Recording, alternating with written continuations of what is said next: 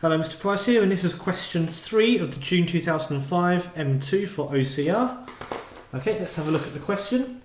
So, this time we have a particle that's rotating around a circle on an inextensible string, and the first part is a multi-part question. Okay, so we want to find the tension in the string and show that it is this value. Okay, now this question's been quite nice to us, and it's slowly taking us through the question. So whenever we do, well, most questions should involve a force diagram, but especially for circular motion questions, a force diagram is of the utmost importance. So we'll do a complex one first, just so we can see what's going on in the question. So we have a string of 1 meter here. Here is our particle, and we've got this distance here. Do we know what this is? Yep, that's 0.8 meters, and we know the bottom there is 0.6.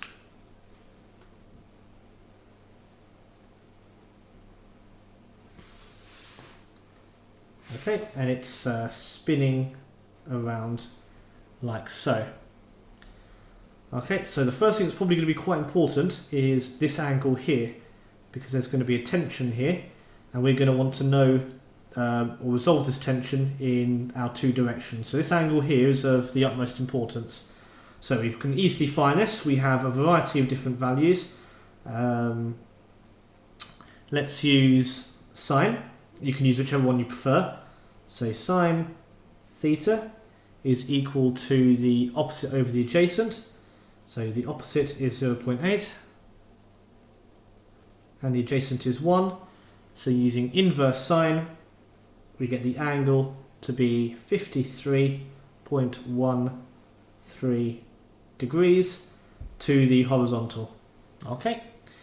So now that we've got this, we can now do a simplified diagram involving just the particle, and this is always an important step in solving these questions. So here's my particle. The only things that are acting on it is my tension in the string in this direction. I have a weight which I know to be 0.01 g. And is this on a table or something? Let's have a quick look.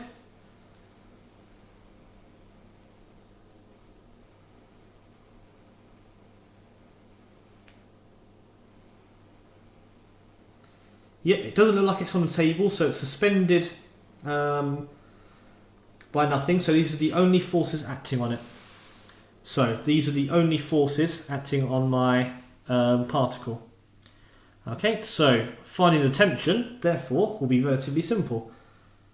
Okay, I know that it's in equilibrium in the vertical plane, so by resolving in the vertical plane, I can say that,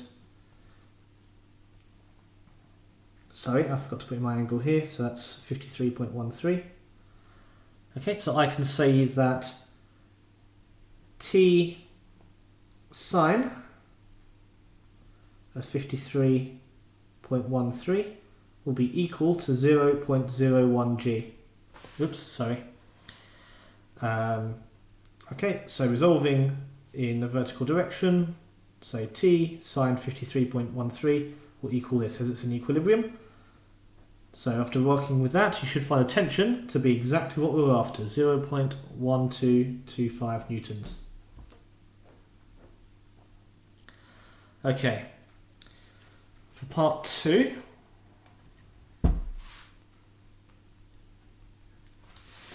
we're now being asked to find the value of omega. So, fortunately for us, we've been guided to this situation. So, if we look at the particle in this direction, in the horizontal plane, there is an acceleration towards the centre of the circle to cause it to change direction. Okay, and what's causing this acceleration is this tension. So using F equals ma and resolving forces, I can say that T cosine 53.13 is equal to the overall resultant force, and that resultant force is equal to ma. So this equals ma. Now, I know the tension, and I know the mass, so I can find the acceleration. So 0.1225 cosine 53.13 equals 0.01 g. Sorry, beg your pardon, A.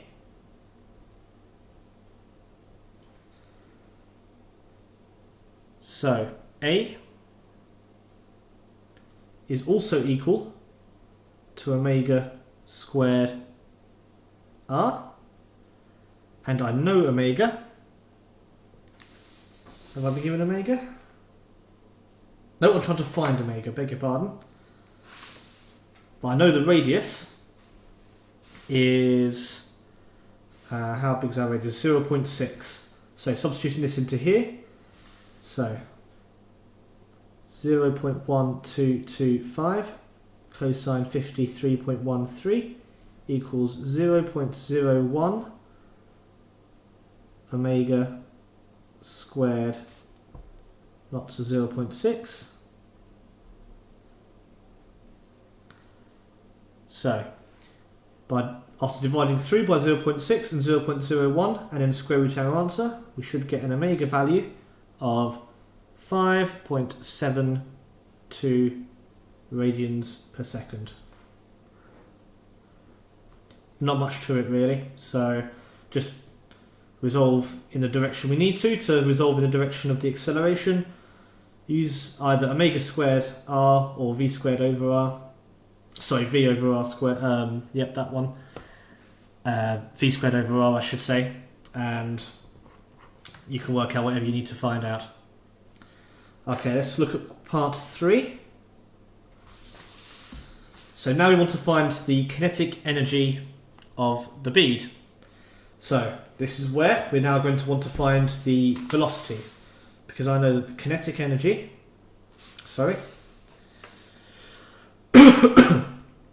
kinetic energy is half mv squared,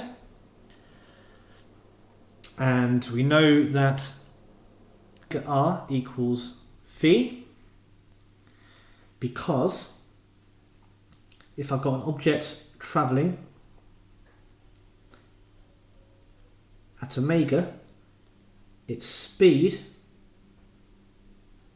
its tangential speed varies by its radius. So as we go further and further away from the centre of the circle, my velocity gets bigger until it's 0 right on the point of rotation. So omega r equals v. So 5.72 lots of 0.6, this is the radius, equals v. So v here should be 3.429 meters per second. That's the tangential speed. So now all to do is put this back into here. Excuse me. So kinetic energy is half times the mass 0.01 times 3.429 squared. And after doing that, you should find it to be 0.0588 joules. And that's it, job done. Okay, where you might struggle is for getting this link. Just think about your spinning astronaut on a centrifuge. As you move further away from the centre of the circle, your tangential speed increases. and it's just by a linear relationship. Okay, I hope that helps. We'll move on to question 4 now.